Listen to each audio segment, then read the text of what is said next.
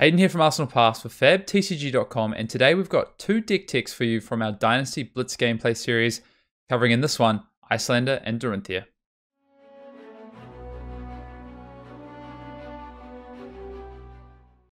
Hello everyone and welcome back to the FabTCG YouTube channel. It's Hayden here from Arsenal Pass with a deck tech for one of the decks that we're playing in this Blitz series with Dynasty. I've got in front of me a Dorinthea deck. This is a more budget-friendly Dorinthea deck that we're playing into Brendan.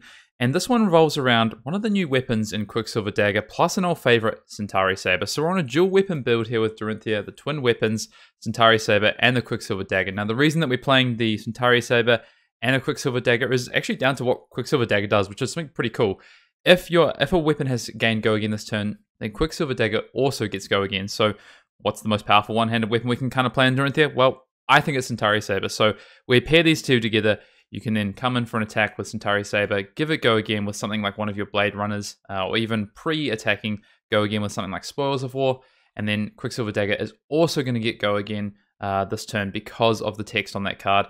And then it's going to allow you to, if you hit and connect with Centauri Saber, triggering Dorinthea's ability, allowing you to attack with a weapon that's hit this turn, coming in with a Centauri Saber. So I think a pretty cool combination there. Shout out to John at Fluke and Box who showed me this sort of little interaction and something that I've been playing with and playing in this Blitz series video.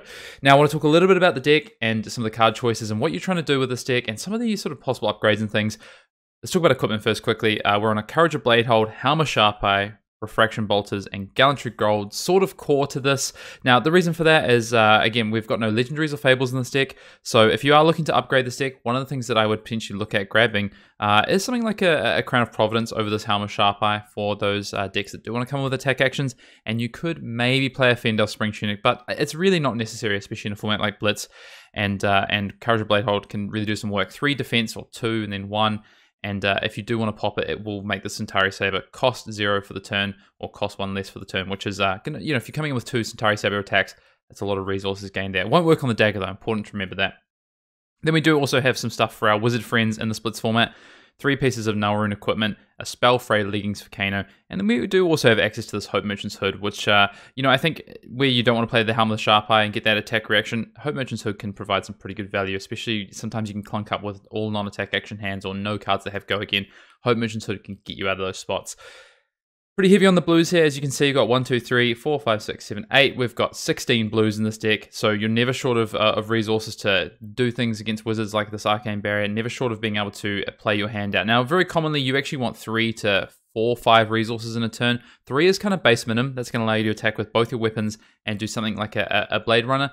But when you do have those 2 blues in hand, that's when you can start to do some really big hands and play out some of these cards, like Singing Steel Blade, like having a big Spoils of War turn and attacking with that Centauri Saber for a second time. And that's when we do play some attack reactions as well to get that Centauri Saber over the top of our opponent's defensive capabilities.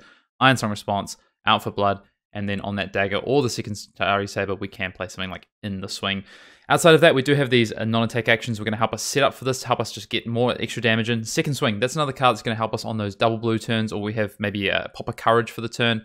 Cost 1, but on that dagger or even that Centauri Saber, it is going to push through and give us the ability to pump up an overrate damage sort of attack there. And then we have Sharpened Steel, Slice and Dice, Outland Skirmish, just good sort of 0 for 3, 0 for 4 value there. That's going to come onto our weapons and add on extra value. Outside of that, all you're really trying to do is come in with these 2 weapons every single turn and force your opponent to make some decisions, and you can blow them out with some of these great attack reactions, or in those 4 or 5 card hands, you can really do some stuff with, like I say, big sort of second swing, Outlast Skirmish turn. So that's the deck. That's what it looks like. I'm going to be playing this into Brendan, and we'll see how we go.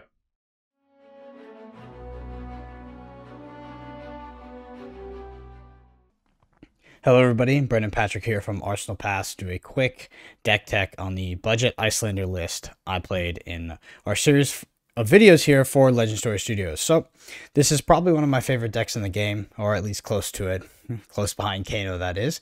It's a very standard sort of Iyslander build that we're used to from the meta before Stormstriders was unbanned and Aetherized Fane, etc., because it does not have access to Stormstriders, because it is a Blitz deck. So yeah, let's get into it. First off, we have our blues here, our ice blues. These blues mostly facilitate you swinging Waning Moon, right? So this card right here, Iyslander, is a fundamentally powerful hero because it attacks on 2 axes, one being the attack actions, the other being sort of these blue spells that are played via Iyslander's ability and allow you to activate Waning Moon in order to play on your opponent's turn. We have some tech cards here in the form of Channel Lake Frigid, disruptive cards. All these cards will be giving frostbites as well. And yeah, they do arcane damage, so your opponent needs to sort of weigh up between how much arcane barrier do I potentially bring to this matchup, because it is very likely you will have attack actions in your deck as well. The rest of the blues here are non-ice blues. They do fill a specific function. Brothers in Arms, you will sometimes have an additional resource floating that you can't really do anything with. This is from playing things like Ice Bolt that you could potentially use to pump into Brothers in Arms. If you're using the Ironhide armor, which we did in our video, you'll see that you'll be able to utilize that as well as Brothers in Arms by pitching, a single blue and not being left with redundant resources. So pretty important. Brain Freeze just generally kind of good against a lot of the aggro decks and blocks for 3. Outside of that, Ice Eternal does go with your combo package if you do need to play that for some reason. Maybe you're playing against an Oldhim who is trying to fatigue you. And the most important by far is Emeritus Scolding, and it's actually going to end a lot of your games, so it should be how you're ending a lot of your games. This is by far the most important card in the mirror, and you should look to arsenal that as soon as possible. Next up, we do have our value defensive cards. This is Sink Blow and Fate Foreseen. Basically, 0 for 4 is something that you can run in the Iyslander deck and not get punished very heavily. It is while the deck does feel synergistic while you're playing it, it is not inherently like a synergistic deck. Although it does rely on these ice cards, I think that in Iyslander you can run 0 for 4 defense reactions and not be punished as much as you would in something like Chain, right? Because in Chain you could potentially banish them off the top and they're just really bad in a lot of scenarios, where in Iyslander it feels like you can pretty much use them anytime you have them, and you do get that sort of 0 for 4 value out of them.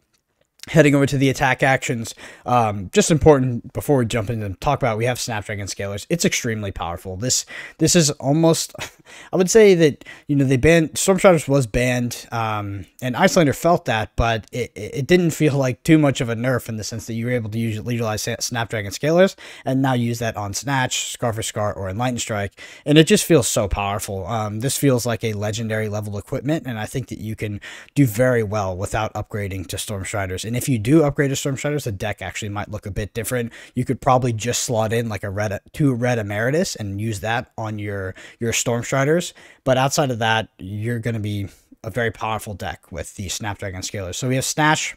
That's just an on-hit trigger draw. Scar for a Scar, you start at lower life total. You likely will be at a lower life total for most of the game. If not, Iyslander's very good at manipulating their own life total in order to turn on the go again of Scar for Scar. Enlightened Strike, most likely your target for Snapdragon Scalers here.